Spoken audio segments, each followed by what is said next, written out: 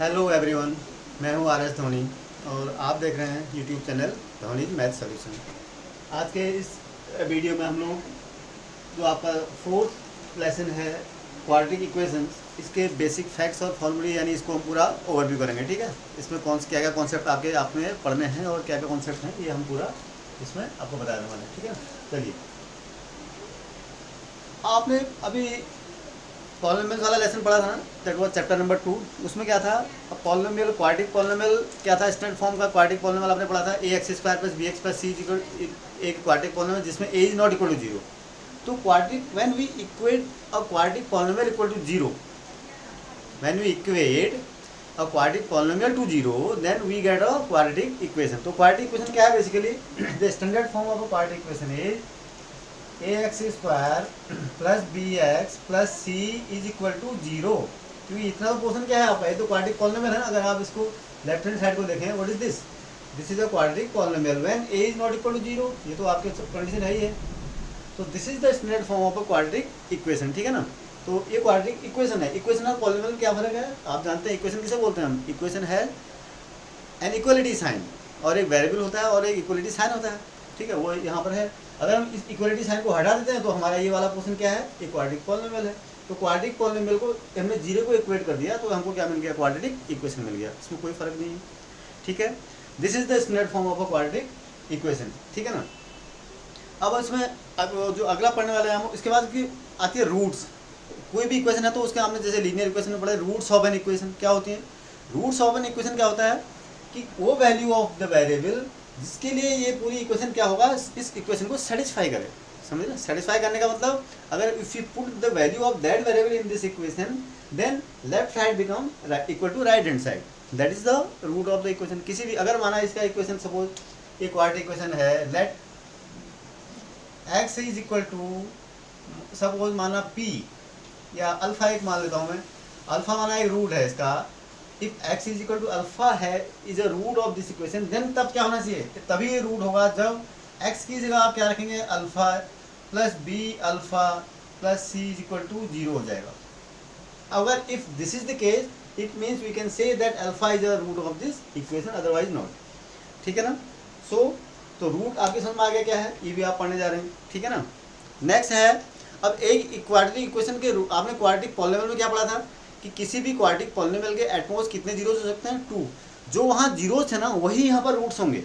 समझ रहे हैं, जो वहाँ जीरोस थे वो क्या हुआ, इस पॉलिनोमियल के जो जीरो जो होंगे वही इस इक्वेशन के क्या होंगे, इस इक्वेशन के जीरोज होंगे, सॉरी रूट्स होंगे। हम सिर्फ और सिर्फ क्वाड्रेटिक इक्वेशन में जब बात करेंगे तब हम क्या कहेंगे, रूट्स कहेंगे, और जब क्वाड्रेटिक पॉलिनोमियल की बात करेंगे तब हम क्या कहते हैं, उन्हें जीरोज कहते हैं। ठीक है ना। तो जो वहाँ पर जीरोस थे वो यहाँ पर उसके रूट्स हो जाएंगे। तो यहाँ पर भी क्या होगा, हर एक इक्वेशन के जो क्वाड्रेटिक इक्वेशन है उसके मैक्सिमम कितने रूट्स हो सकते हैं, 2। ठीक है ना, maximum of quadratic equation can है 2 रूट्स ओनली। ठीक है ना, हो सकता है नहीं हो सकता है रिपीटेशन एक ही रूट हो, रिपीटेशन रूट आ जाए, लेकिन मैक्सिमम 2 से ज़्यादा आप नहीं निकाल पाएंगे। ठीक है ना, 2 से ज़्यादा एग्जिस्ट नहीं करेंगे इसके। अब इसके बाद आता है कि हम इसको सॉल्व कैसे करेंगे, how we can solve a quadratic equation. ठीक है ना, तो सॉल्व करने के तरीके देखो, यहाँ पर क्या है कि आपके वहाँ जो सिलेबस में है अभी, that is only one method यहाँ पर, वो है फैक्टराइजेशन मेथड। ठीक है, factorisation by splitting the middle term. किसको मिडिल टर्म को हम फैक्टराइज करें, देखो ये क्वाड्रेटिक पॉलिनोमियल है ना, आप किसी भी पॉलिनोमियल को a x square plus b x plus c को मिडिल टर्म, एक ट्राइनोमियल है। ठीक है, इसके मिडिल टर्म को हम क्या करते हैं, स्प्लिट करते हैं। या आप मेथड जानते हैं फैक्टराइजेशन में, तो वही मेथड हम अपनाते हैं। इसके जो लेफ्ट हैंड, तो अगर इक्वेशन ये है, हम इसके लेफ्ट हैंड साइड वाले पोर्शन को जो एक क्वाड्रेटिक पॉलिनोमियल है इसको फैक्टराइज करेंगे bye splitting the middle term. वही आपके सिलेबस में है, और जो और मेथड्स हैं वो आपके सिलेबस में नहीं है यहाँ पर। ठीक है ना, वो जो फॉर्मूला हम लोग यूज़ करते थे सीधे तरह फार्मूला, और वो by completing the middle square, that has been deleted. So only one method is left, that is the factorisation method. ठीक है ना, यानी कैसे करेंगे इसको फैक्टराइज करेंगे, माना हम क्या निकालते थे, इसको फैक्टराइज करना हो, हम कैसे करते थे, हम ए और सी का प्रोडक्ट निकालेंगे। ठीक है, तो ए सी के प्रोडक्ट को हम ऐसे फैक्टराइज करेंगे, we have to find 2 factors of a c whose sum कितना आना चाहिए, बी के बराबर। कितना आना चाहिए, बी के बराबर, यही तो होता है।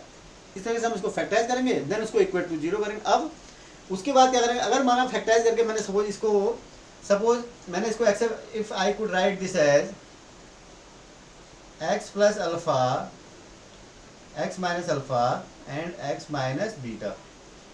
फैक्टराइज कर दिया मैंने इसको। मैंने क्या किया, I factorize this quadratic polynomial into two linear factors. भाई यही तो आप करते हो। आप स्प्लिटिंग द मिडिल टर्म में जब आप देखेंगे लेफ्ट हैंड साइड को, इस क्वाड्रेटिक पॉलिनोमियल को आप अगर ट्राइनोमियल को अगर आप क्या करते हैं, अगर आप फैक्टराइज करके ऐसे लिखते हैं तो लीनियर फैक्टर्स में लिखते हैं। तो दो लीनियर फैक्टर आपने लिख दिया ऐसे, ठीक है। राइट हैंड साइड में तो कोई चीज़ नहीं किया, लेफ्ट हैंड साइड में इसको फैक्टराइज कर दिया। This is the product of two linear factors x minus alpha and x minus beta.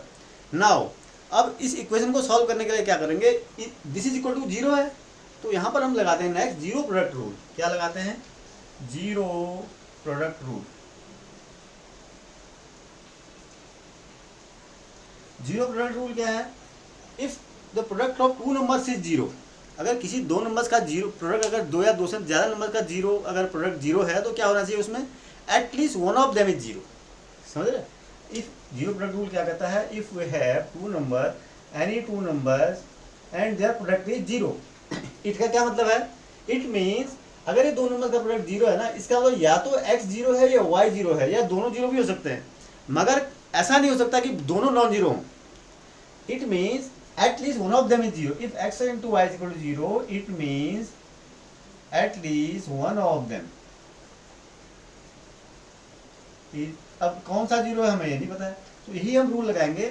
अगर हम इस लीनियर क्वाड्रेटिक पॉलिनोमियल को लीनियर फैक्टर्स में हमने अगर फैक्टराइज कर दिया और जीरो प्रोडक्ट रूल लगाएंगे तो क्या होगा, either x minus alpha is equal to zero और x minus beta is equal to zero. भाई दो प्रोडक्ट है ना, दो फैक्टर है ना इसके, एक x माइनस अल्फा है, एक x माइनस बीटा है, तो इन दो फैक्टर्स का प्रोडक्ट कितना है, जीरो। तो जीरो अगर है तो इसका मतलब क्या होगा, या तो x माइनस अल्फा जीरो है या x माइनस बीटा जीरो है। तो this will give you x is equal to alpha और x is equal to beta, ठीक है ना। तो these are the two roots of this equation. इस तरीके से हम लोग इसको सॉल्व करते हैं। This is the factorisation method. Actual में आप करोगे, ये तो मैं आपको थ्योरेटिकली बता रहा हूँ, ठीक है। जब आपके पास क्वेश्चन आएंगे तो you will find it easy, ठीक है। तो ये आपका क्या हो गया। इसके अलावा आपके पास जो सॉल्व करने की मेथड है वो आपके सिलेबस में नहीं है, ठीक है। वो फार्मूला मेथड और कंप्लीटिंग द स्क्वायर मेथड आपके वहाँ सिलेबस में डिलीट हो चुकी है, वो आपकी सिलेबस से बाहर है, ठीक है ना। चलिए नेक्स्ट,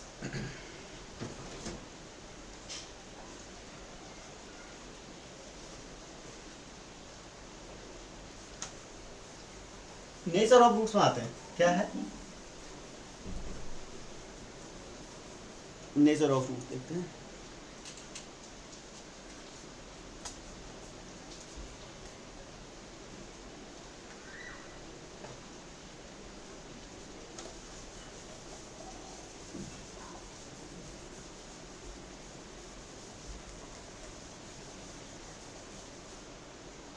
अब देखो एक चीज़ मैं उससे पहले बता दूं, नेचर ऑफ रूट्स ये आपके वहाँ है। नेचर ऑफ रूट की, रूट के नेचर हम विदाउट सॉल्विंग ही हम लोग जो है पता कर सकते हैं। आप जानते हैं quadratic equation can have at most two zeros, sorry two roots, ठीक है ना। दो रूट अगर हो जाएंगे तो ये रूट कैसे होंगे, इनका नेचर हम लोग जस्ट क्वाड्रेटिक इक्वेशन को देख के ही हम लोग विदाउट सॉल्विंग हम आइडेंटिफाई कर सकते हैं। कैसे, देखो इससे पहले मैं आपको एक टर्म बताता हूँ, दैट इज डिस्क्रिमिनेंट। क्या है डिस्क्रिमिनेंट, देखो आपका स्टैंडर्ड फॉर्म क्या था, ax square plus bx plus c is equal to zero. Here coefficient of x square is a, coefficient of x is b and constant term is c। Here the term this the expression d is equal to, या इसको discriminant भी बोलते हैं।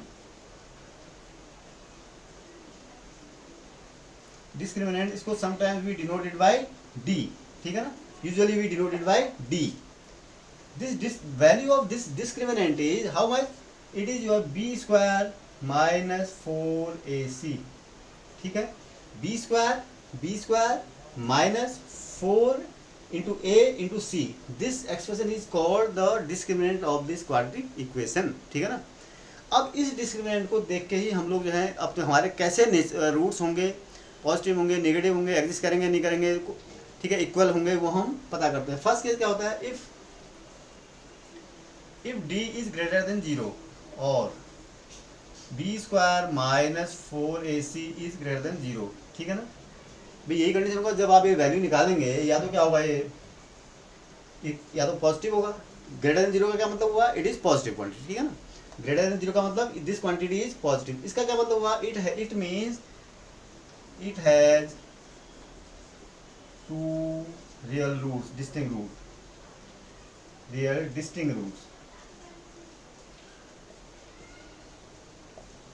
ठीक है, क्या root है इसका मतलब, अगर D square B square minus 4ac आपका डिस्क्रिमिनेंट अगर ग्रेटर देन 0 है तो इसका मतलब इस क्वाड्रेटिक इक्वेशन के क्या है, दो डिस्टिंक्ट या अलग अलग रूट है, सेम रूट नहीं है, ठीक है ना। दूसरा,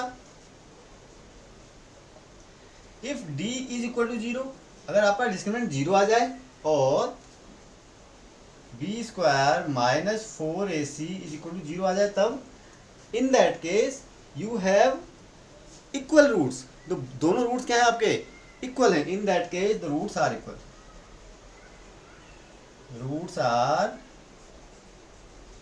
इक्वल, ठीक है। अगर आपके थर्ड केस, एक और केस है, अगर d इज लेस देन 0 का मतलब और B square minus 4ac is less than 0, ठीक है। आपका डिस्क्रिमिनेंट क्या है, लेस देन 0 है, यानी डिस्क्रिमिनेंट क्या है आपका, निगेटिव है। In that case the roots are imaginary, roots are not real. आप इमेजिनरी अभी वर्ड यूज मत कीजिए, रूट्स आर नॉट, वो एग्जिस्ट ही नहीं कर रहे, मतलब अभी आपको नहीं पता क्या है वो, ठीक है ना। वो इमेजिनरी है, वो अलग चीज़ है कि आगे जाके आप कॉम्प्लेक्स नंबर जब पढ़ेंगे तो आपको समझ में आएगा। Otherwise so far you can use the word roots are not real, ठीक है, यानी रूल आप रियल रूट एग्जिस्ट नहीं करेंगे इसके, ठीक है ना। और इमेजिनरी, और रूट्स आर इमेजिनरी,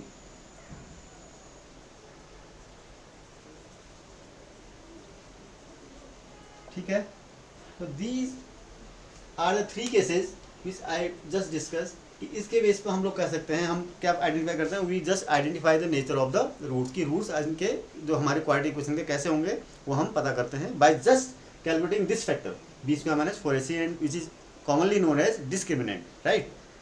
तो यही आपका इस चैप्टर 4 में इतना ही, आपको बेसिकली यही कॉन्सेप्ट आपको पढ़ना है, ठीक है ना। अगर इस वीडियो को आपने एंजॉय किया है और इससे आप कुछ भी सीख पाए हों तो इसे प्लीज़ शेयर कीजिए, लाइक कीजिए और साथ ही साथ इस चैनल को भी सब्सक्राइब करें। Thank you.